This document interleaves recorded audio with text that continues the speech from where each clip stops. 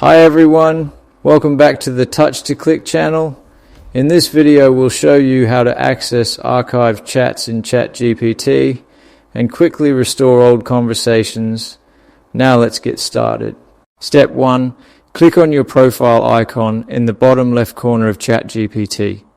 This opens your account menu where important options are located. Step 2. Click on Settings.